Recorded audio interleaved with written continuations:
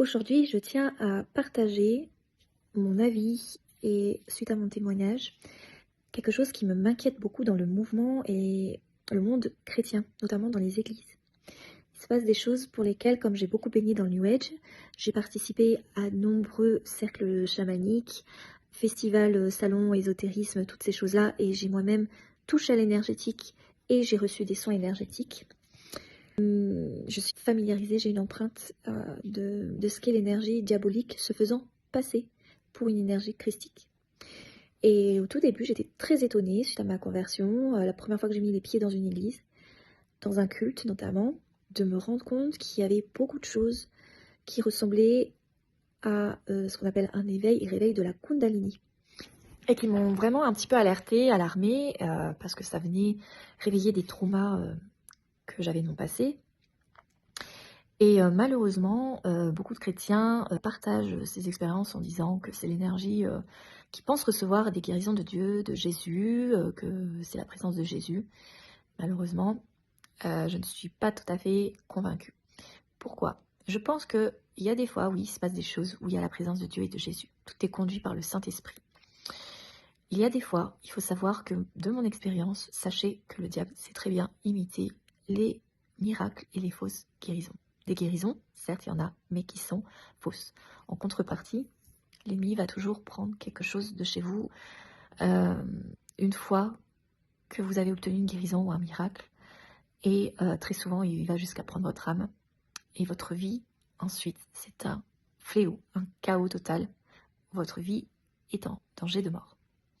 Je l'ai vécu à plusieurs reprises, pensant qu'à l'époque où j'étais dans l'énergétique, je recevais des soins d'une source divine, d'une source parfois même christique, enfin, oui, une énergie christique.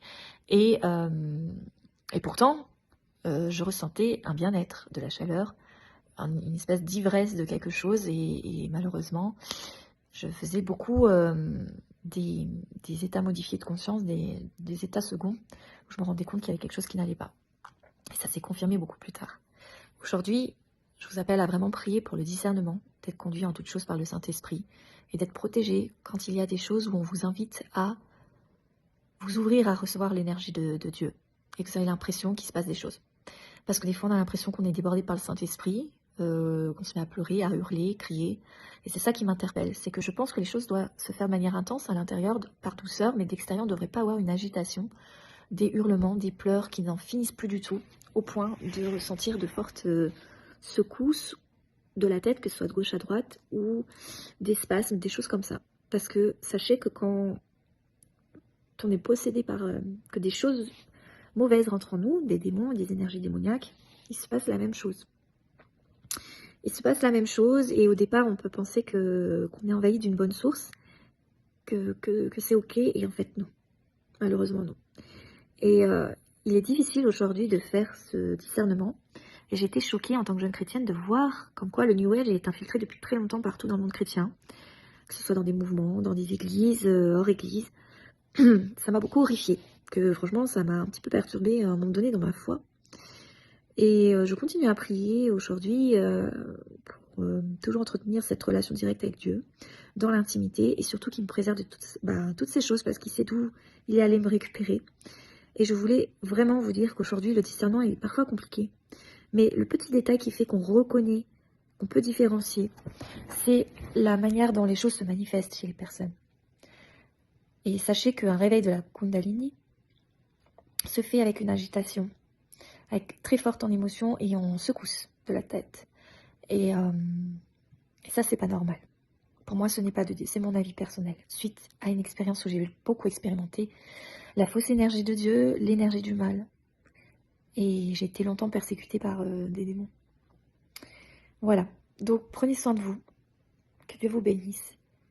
Et je prie pour vous et je demande à ce que Dieu puisse vous conduire à toute chose selon sa volonté divine, qui vous préserve de tous les pièges et les illusions du mal.